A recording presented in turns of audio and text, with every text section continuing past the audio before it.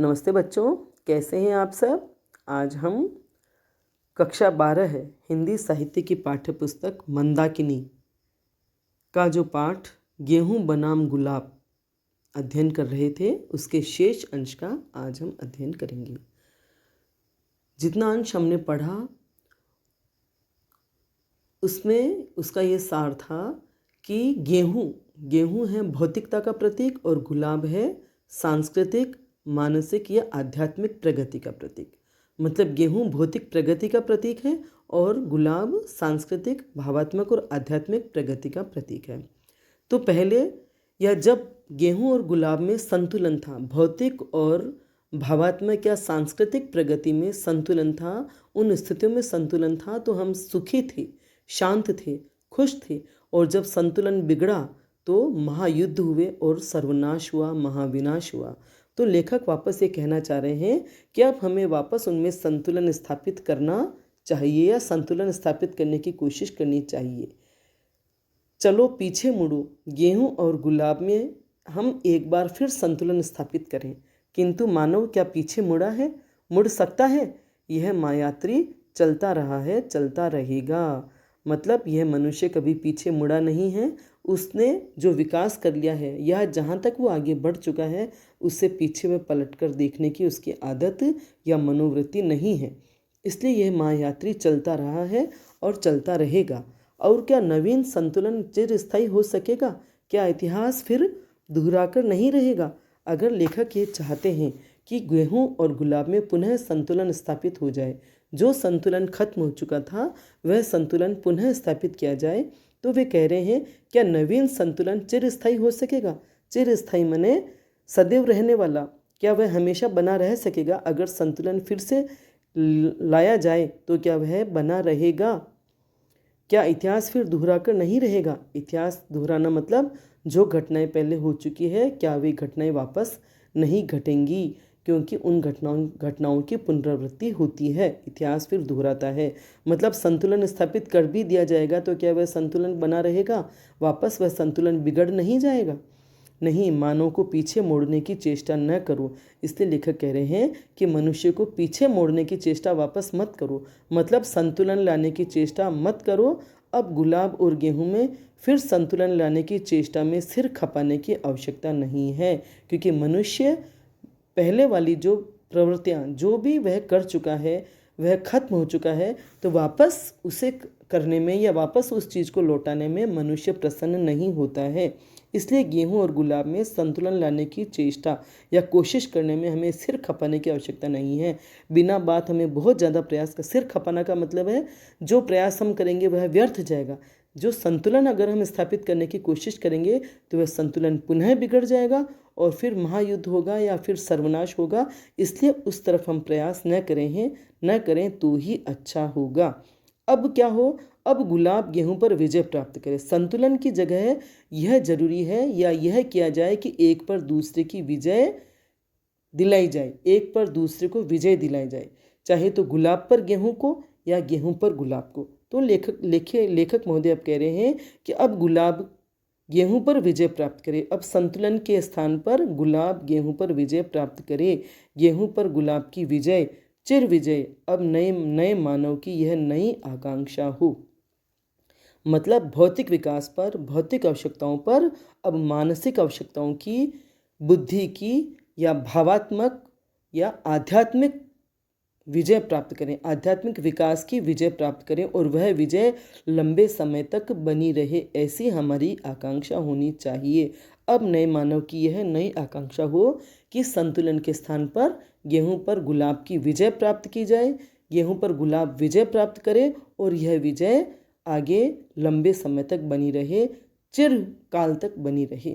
क्या यह संभव है? वह वापस यह भी कह रहे हैं कि क्या यह मुमकिन है, क्या यह संभव है कि गेहूं पर गुलाब विजय प्राप्त करे और वह विजय लंबे समय तक चलती रहे या बनी रहे? बिल्कुल सुलह आने संभव है। और वे यह विश्वास व्यक्त कर रहे हैं कि 100% यह संभव है कि गेहूं पर गुलाब विजय प्राप्त करे और वह विजय चिरस्थायी बनी रहे। विज्ञान ने बता दिया है कि यह गेहूं क्या है और उसने यह भी जता दिया है कि मानव में यह चिर बुभुक्षा क्यों है। विज्ञान ने यह बता दिया है कि गेहूँ क्या है, गेहूँ में क्या तत्व है, गेहूँ में क्या खूबी है या गेहूँ में क्या विशेष बात है। और उसने यह भी जता दिया है, जताना मतलब महसूस करा दिया है कि मानव में यह चिर बुभुक्षा क्यों है। लंबे समय से, आदिम काल से उसमें जो बुभुक्षा मने भूख, चिर बुभुक्षा मने लंबे समय से भूख, तो ये लंबे समय से उसमें ये भूख की प्रवृत्ति क्यों है। गेहूं का गेहूत्व क्या है यह हम जान गए हैं। गेहूं का जो तत्व है, गेहूं में जो तत्व है वह क्या है यह हम जान गए हैं। यह गेहूत्व उसमें आता कहाँ है, कहाँ से है, हमसे यह भी छिपा नहीं है। गेहूं में जो भूख मिटाने वाला तत्व है वह उसमें कहाँ से आया है यह भी हमसे अब छिपा नहीं है, क्योंकि विज्ञान ने यह सब हमें बता दिया है, जता दिया है। और क्या बताया है, पृथ्वी और आकाश के कुछ तत्व एक विशेष प्रतिक्रिया से पौधों की बालियों में संग्रहित होकर गेहूं बन जाते हैं। उन्हीं तत्वों की कमी हमारे शरीर में भूख नाम पाती है। हमारे यह शरीर और यह पूरी सृष्टि 5 तत्वों से मिलकर बनी है। पृथ्वी, आकाश, जल, वायु और अग्नि। तो जो पृथ्वी और आकाश, जो ये 2 तत्व हैं, उन्हीं में क्रिया और प्रतिक्रिया जो होती है उसके माध्यम से पौधों की बालियों में गेहूं के रूप में संग्रहित हो जाता है। वे तत्व ही, पृथ्वी और आकाश जो तत्व हैं, वे दोनों अपनी क्रिया और प्रतिक्रिया के माध्यम से जो रूप उनका बनता है वह पौधों की बालियों में गेहूं के रूप में संग्रहित हो जाता है। और जब हमारे शरीर में इन तत्वों की कमी होती है, जिन 5 तत्वों से मिलकर बना है, उनमें से पृथ्वी और आकाश नामक तत्वों की जब हमारे शरीर में कमी होती है तो हमें भूख लगती है। और जैसे ही हम भोजन करते हैं, गेहूँ खाते हैं, इन तत्वों की पूर्ति होती है तो हमारी भूख मिट जाती है। क्यों पृथ्वी की कुड़ाई, जुताई, गुड़ाई, हम पृथ्वी और आकाश के नीचे इन तत्वों को क्यों न ग्रहण करें। अब लेखक के मन में यह इच्छा है कि जब ये तत्व हमारे शरीर में है और ये तत्व ही क्रिया प्रतिक्रिया के माध्यम से गेहूं का रूप धारण करते हैं, तो लेखक ये कहना चाह रहे हैं कि क्यों पृथ्वी की कुड़ाई, जुताई, गुड़ाई करके इतना श्रम किया जाए। हम इन तत्वों को, पृथ्वी और आकाश नामक इन तत्वों को हम सीधे सीधे क्यों न ग्रहण कर लें, उनको गेहूं का रूप क्यों दिया जाए, इतना परिश्रम क्यों किया जाए। लेकिन यह तो अनहोनी बात, यूटोपिया का आशय है अनहोनी बात, लेकिन वे खुद कह रहे हैं कि यह अनहोनी बात है कि हम उन्हें सीधे सीधे रूप में पृथ्वी और आकाश नामक तत्वों के रूप में हम उन्हें प्राप्त कर लें। गेहूं के रूप में उन्हें उपजाया न जाए, गेहूं के रूप में उत्पन्न न किया जाए, न इतना शारीरिक श्रम किया जाए। हाँ, यह अनहोनी बात, यूटोपिया तब तक बनी रहेगी, लेकिन यह अनहोनी बात तब तक बनी रहेगी जब तक मानव संहार कांड के लिए ही आकाश पाताल एक करता रहेगा।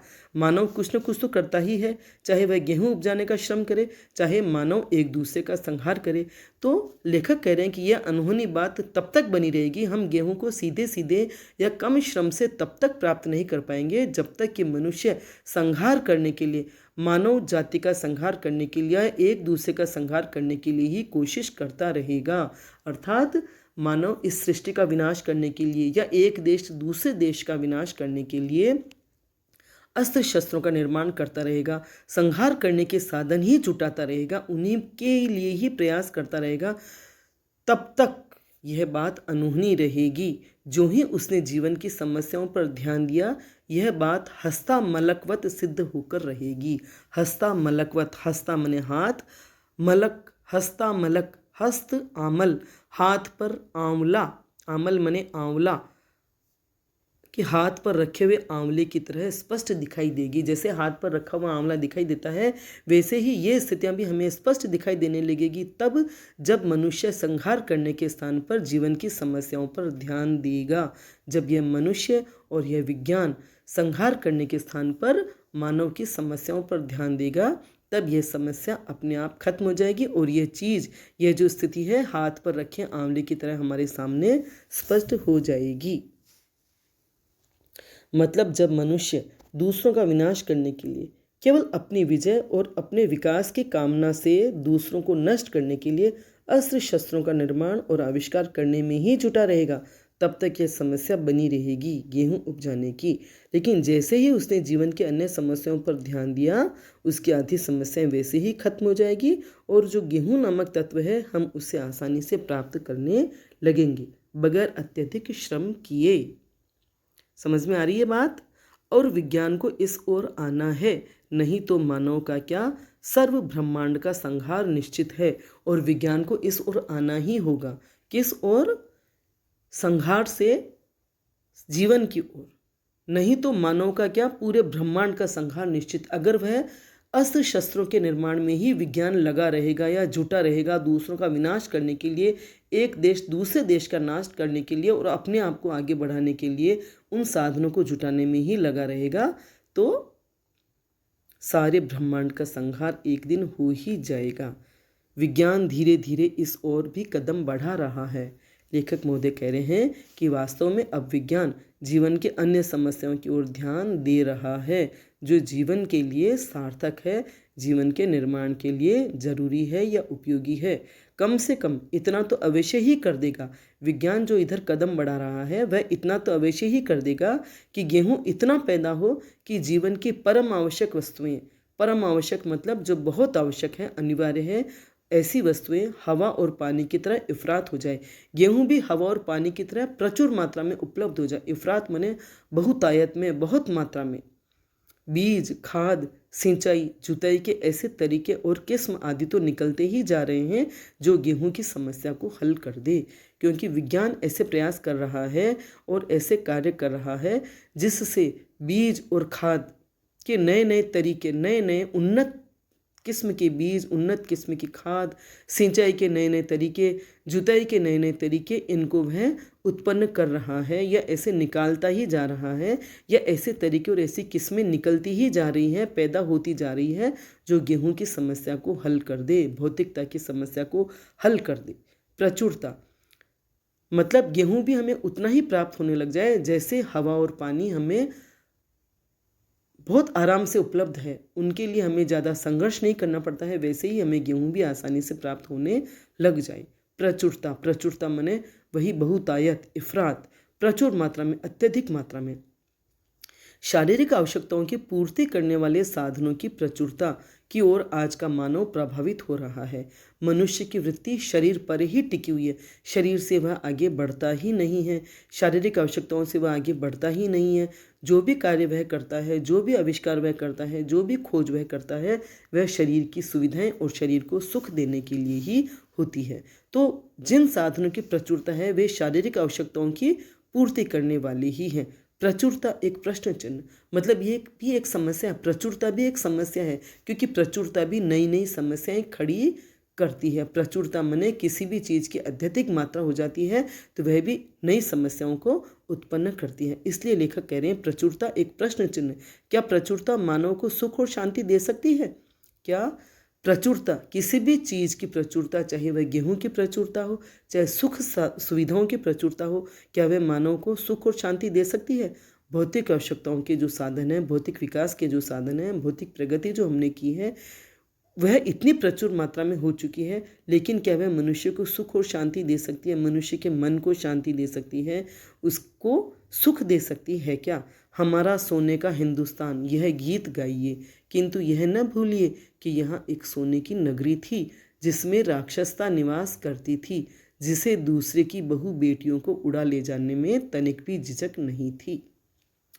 तो क्या प्रचुरता मानव को सुख और शांति दे सकती है? हमारा सोने का हिंदुस्तान, हमारा हिंदुस्तान, सोने का हिंदुस्तान, यह जो गीत है वह गाइए। और लेखक महोदय सोने का हिंदुस्तान गीत के माध्यम से संकेत कर रहे हैं कि यह न भूले कि यहाँ एक सोने की नगरी थी, मतलब लंका, जो सोने से ही बनी हुई थी। मतलब भौतिक विकास इतना हो चुका था या इतनी तरक्की कर चुका था मनुष्य कि जो लंका थी वह सोने से ही बनी हुई थी, स्वर्ण से ही निर्मित थी, जिसमें राक्षसता निवास करती थी, क्योंकि उसके जो भौतिक सुख थे, भौतिक विकास था, वह इतना प्रचुर हो चुका था कि उस प्रचुरता में राक्षसता प्रविष्ट हो गई थी। जब हमें कोई चीज़ प्रचुर मात्रा में उपलब्ध हो जाती है तो हमें अहंकार भी आ जाता है और वह प्रचुरता हमें बर्बादी की ओर ले जाती है। तो वह जो नगरी थी लंका, वह सोने से ही बनी हुई थी, जिसमें राक्षसता निवास करती थी, उसमें राक्षस रहते थे, क्योंकि वे राक्षस हो चुके थे। उनका भौतिक विकास, उनकी भौतिक आवश्यकता इस हद तक पूरी हो चुकी थी कि अब वे उन्हीं से उकता गए थे, अघा गए थे, और उसके बाद उनमें राक्षसता, कठोरता, ऐसी प्रवृत्तियां उनमें उत्पन्न हो गई थी जिसे दूसरे की बहु बेटियों को उड़ा ले जाने में तनिक भी झिझक नहीं थी।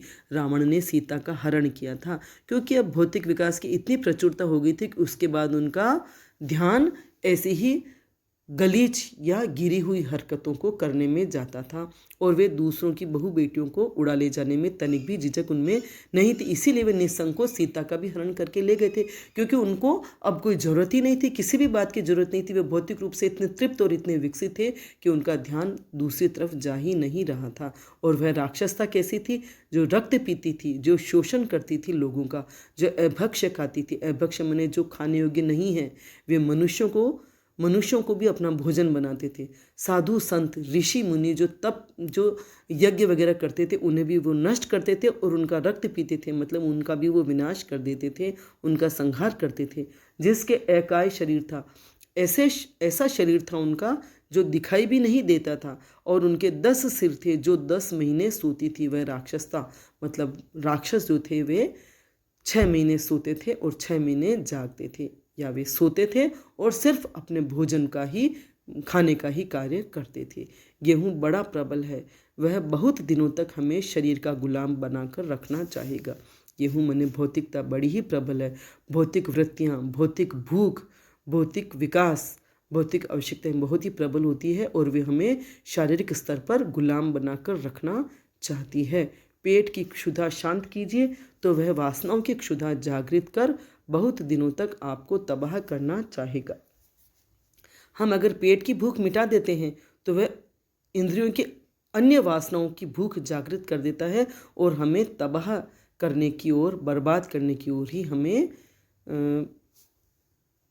ले जाता है। मतलब जब भौतिक विकास इतना हो जाता है तो मनुष्य अहंकार में आ जाता है और भौतिक विकास ही उसे भ्रष्ट करता है, उसके चरित्र का पतन करता है और अन्य वासनाएं जागृत करके उसे बर्बादी की ओर ले जाता है। तो प्रचुरता में भी राक्षसता न आवे, इसके लिए क्या उपाय? तो लेखक महोदय कह रहे हैं कि प्रचुरता हो लेकिन हम राक्षस न बने, इसके लिए क्या उपाय किए जाएं? अपनी मनोवृत्तियों को वश में करने के लिए आज का मनोविज्ञान 2 उपाय बताता है, इंद्रियों के संयमन की और वृत्तियों को ऊर्ध्वगामी करने की। कि अपने मनोवृत्तियों को वश में करने के लिए, ये जो मनोवृत्तियां हैं उनको वश में करने के लिए आज का मनोविज्ञान 2 उपाय बताता है। उनमें से पहला उपाय है इंद्रियों का संयम किया जाए और दूसरा है हमारी वृत्तियों को ऊर्ध्वगामी की जाए। ऊर्ध्वगामी माने ऊपर की तरफ उठाया जाए। हमारी जो वृत्तियां केवल पेट की तरफ जा रही है उन्हें पेट से हटा करके हृदय की ओर, मस्तिष्क की ओर ले जाया जाए।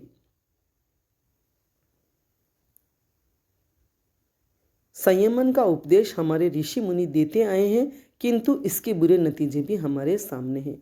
इंद्रियों पर संयम का उपदेश हमारे ऋषि मुनि शुरू से ही देते आए हैं, लेकिन इसके बुरे नतीजे भी हमारे सामने हैं। और वे क्या है कि इंद्रियों पर संयम करने की या इंद्रियों का दमन करने का हम जितना प्रयास करते हैं वे उतनी ही उग्र होती जाती है।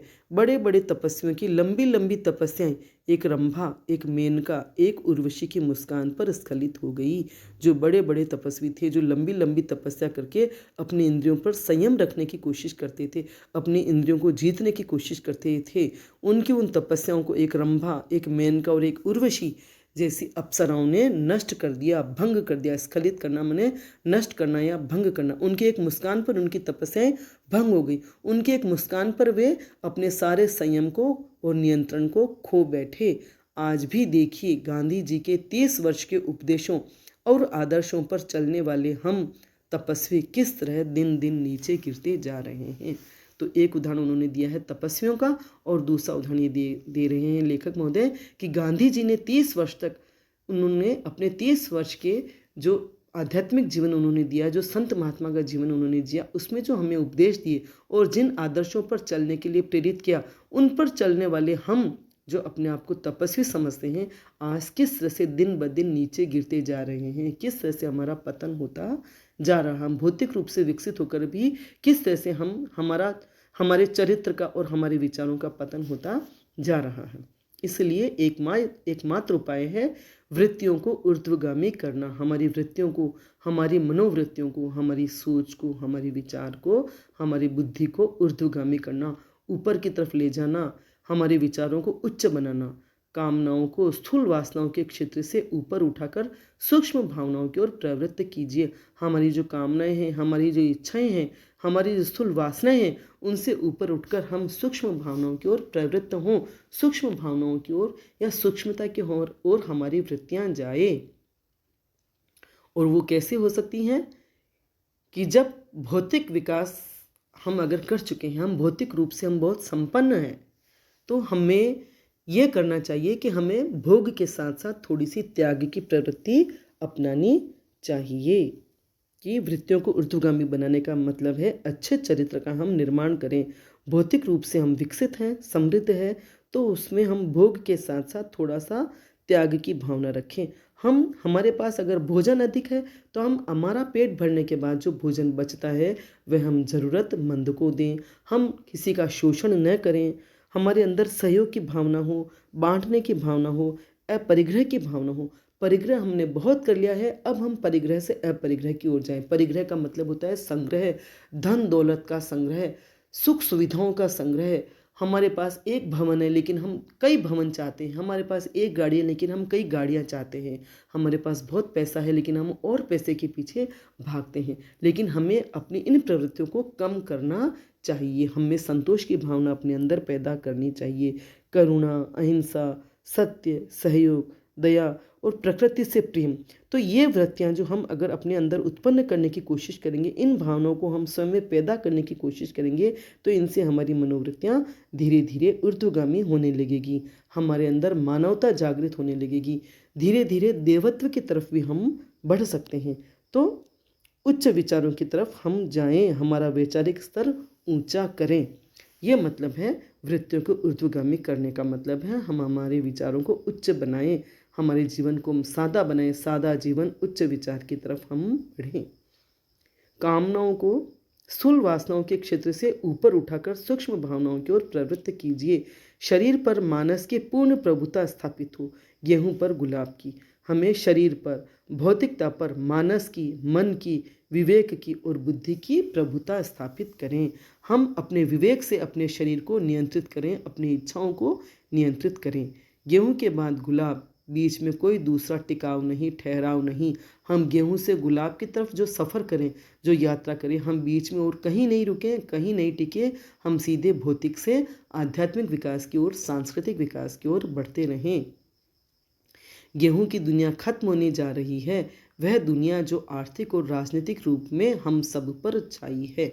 लेखक कह रहे हैं कि अब गेहूं की दुनिया खत्म होने जा रही है, मतलब भौतिकता की दुनिया खत्म होने जा रही है। क्योंकि हम इतना भौतिक रूप से हम इतना आगे बढ़ चुके हैं कि हम खुद ही उससे त्रस्त होते जा रहे हैं।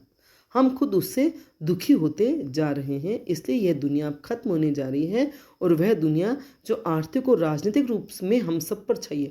से आर्थिक दृष्टि से देखा जाए तो और राजनीतिक दृष्टि से देखा जाए तो हर गतिविधि में, हर क्रियाकलाप में वह भौतिकता हावी है। जो आर्थिक रूप से रक्त पीती रही, आर्थिक रूप से हम शोषण करते रहे, आर्थिक रूप से जब व्यक्ति प्रगति करता रहा तो वह कुछ लोगों का, कुछ वर्गों का शोषण करता रहा, उनका रक्त पीता रहा और खुद आर्थिक रूप से ऊंचा उठता रहा। और राजनीतिक रूप में रक्त बहाता रहा, दूसरों का विनाश करता रहा और खुद राजनीतिक रूप में प्रगति करता रहा, ऊपर उठता रहा। अब दुनिया आने वाली है जिसे हम गुलाब की दुनिया कहेंगे। लेखक कह रहे हैं कि अब गेहूं की दुनिया खत्म होकर, अब भौतिक दुनिया खत्म होकर, भौतिक विकास से हम आगे बढ़कर गुलाब की दुनिया की तरफ बढ़ेंगे। हम अपना सांस्कृतिक विकास करेंगे, आध्यात्मिक विकास करेंगे। गुलाब की दुनिया, मानस का संसार, सांस्कृतिक जगत। आहा, कैसा वह शुभ दिन होगा। लेखक महोदय कल्पना कर रहे हैं उस समय की कि जब गेहूं पर गुलाब विजय प्राप्त करेगा और हम गुलाब की दुनिया रच देंगे। हम हमारे मानस का संसार बनाएंगे, सांस्कृतिक जगत बनाएंगे। सांस्कृतिक रूप से, आध्यात्मिक रूप से हम विकसित होंगे और जीवन में आगे बढ़ेंगे। तो लेखक महोदय कह रहे हैं, आहा कैसा वह शुभ दिन होगा।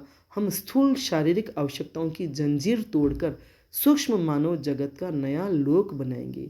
हम जब इन भौतिक और शारीरिक आवश्यकताओं की जंजीर को तोड़ देंगे, इस जाल से हम निकल जाएंगे और सूक्ष्म मानव जगत का नया लोक बनाएंगे।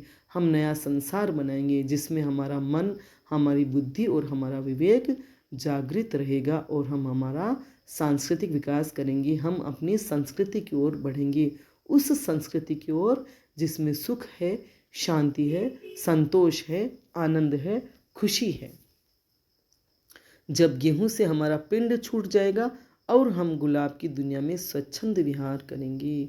गेहूं से हम पीछा छुड़ा लेंगे, भौतिकता से हम पीछा छुड़ा लेंगे और आध्यात्मिकता की तरफ हम बढ़ेंगे और उस दुनिया में, उस अलौकिक जगत में हम स्वच्छंद विहार करेंगे। हम बड़े ही सुख से विचरण करेंगे। गुलाब की दुनिया, रंगों की दुनिया, सुगंधों की दुनिया। गुलाब की दुनिया जो होगी वह रंगों से भरी हुई दुनिया होगी और सुगंधित दुनिया होगी, क्योंकि उसमें हमारा मन पवित्र होगा, हमारी बुद्धि और हमारा विवेक जागृत होगा और हम उच्चता की ओर बढ़ रहे होंगे। भौरे नाच रहे, गूंज रहे, फूल सुंघनी फुदक रही, चहक रही, नृत्य, गीत, आनंद और उत्साह। कवि ऐसी सृष्टि की कल्पना कर रहा है, लेखक ऐसी सृष्टि की कल्पना कर रहा है, ऐसे मानव जगत की, ऐसे लोक की कल्पना कर रहा है जिसमें हम प्रसन्न ही प्रसन्न होंगे, प्रसन्नता ही प्रसन्नता होगी। भौरे नाच रहे होंगे, भौरों की दुनिया गूंज रही होंगी और चहक रहे होंगे, पशु पक्षी सब चहक रहे होंगे। नृत्य, गीत, आनंद और उत्साह हमारे हृदय में भरा होगा। हमारा हृदय नृत्य और गीत में रमा हुआ होगा और हम उत्साह और उमंग से, आनंद से भरे हुए होंगे। कहीं गंदगी नहीं, कहीं कुरूपता नहीं, कहीं कोई गंदगी नहीं रहेगी, कहीं कोई मलिनता नहीं होगी, कहीं कोई कुरूपता नहीं होगी। आंगन में गुलाब, खेतों में गुलाब, गालों पर गुलाब खिल रहे, आँखों से गुलाब झांक रहा। हमारी दुनिया में, हमारे जीवन में बस गुलाब ही गुलाब होगा, खुशियाँ ही खुशियाँ होंगी, सुख ही सुख होगा और हम सांस्कृतिक रूप में विकसित होंगे, सांस्कृतिक रूप से हम प्रगति कर रहे होंगे। जब सारा मानव जीवन रंगमय, सुगंधमय, नृत्यमय, गीतमय बन जाएगा, वह दिन कब आएगा? लेखक महोदय को भी उस दिन की प्रतीक्षा है जब सारा मानव जीवन, मानव की सृष्टि रंगमय, सुगंधमय, गीत, संगीत और संस्कृति में निमग्न हो जाएगी और नृत्य में और गीत में बन जाएगी। वह आ रहा है, क्या आप देख नहीं रहे हैं? कैसी आंखें हैं आपकी? शायद उन पर गेहूं का मोटा पर्दा पड़ा हुआ है। पर्दे को हटाइए और देखिए वह अलौकिक स्वर्गिक दृश्य इसी लोक में, अपने इस मिट्टी की पृथ्वी पर ही। लेखक महोदय तो कल्पना कर रहे हैं और हमें भी वह प्रेरित कर रहे हैं कि क्या आप नहीं देख पा रहे हैं कि वह दिन कब आएगा, वह शुभ दिन कब आएगा जब मनुष्य गेहूं पर विजय प्राप्त कर लेगा। हम भौतिकता से आगे बढ़ कर के हम आध्यात्मिकता की ओर, सांस्कृतिक विकास की ओर बढ़ेंगे। क्या हमारा हम पर जो पर्दा पड़ा है गेहूं का, भौतिक विकास का, वह पर्दा हट जाएगा? वह पर्दा हम हटाएं और हम खुद देखें उस अलौकिक दृश्य को, उस स्वर्गिक दृश्य को, उस सुंदर दृश्य को इसी लोक में, इसी धरती पर, इसी मिट्टी पर। शौके दीदार अगर है तो नज़र पैदा कर। बहुत ही सुंदर पंक्ति कही है लेखक महोदय ने। शौके दीदार अगर है तो नज़र पैदा कर। अगर हमें देखने का शौक है तो हमें वैसी ही नज़र पैदा करनी होगी। इस शेर की, इस पंक्ति के माध्यम से लेखक महोदय ने यह कहना चाहा है कि अगर हम कुछ विशेष देखने का शौक रखते हैं, जिस सृष्टि की वे कल्पना कर रहे हैं, जिस विकास की वे कल्पना कर रहे हैं, उसकी तरफ इशारा करते हुए कह रहे हैं कि अगर हम उस अलौकिक दृश्य को देखने का शौक रखते हैं तो हमें अपनी नज़र को भी वैसा ही बनाना होगा। अर्थात सृष्टि में सभी प्रकार के दृश्य हैं, बस हमें कैसा दृश्य देखना है वैसी ही प्रबल भावना हमें रखनी होगी। कहते हैं ना, जैसी दृष्टि वैसी सृष्टि। अर्थात जैसी हमारी नज़र होगी, जैसा हमारा नज़रिया होगा, वैसे ही सृष्टि और वैसे ही दृश्य हमारी नज़रों के सामने साकार हो जाएंगे। तो शौके दीदार अगर है तो नज़र पैदा कर। अगर हम ऐसी सृष्टि देखना चाहते हैं, ऐसी सुंदर सृष्टि, इसी गीतमय, संगीतमय, रंगमय, सुगंधमय, तो हमें हमारी नज़रों में, हमारे मन में वैसी भावनाएं पैदा करनी होगी, वैसी ही नज़र हमें विकसित करनी होगी, वैसा ही नज़रिया हमें विकसित करना होगा। तभी हम इस संसार को, इस दुनिया को हम उस रूप में देख पाएंगे जैसा रूप हम चाहते हैं। ठीक है, समझ में आया आपको? तो इस पाठ के माध्यम से लेखक ने भौतिक प्रगति पर सांस्कृतिक प्रगति को रखना चाहा है।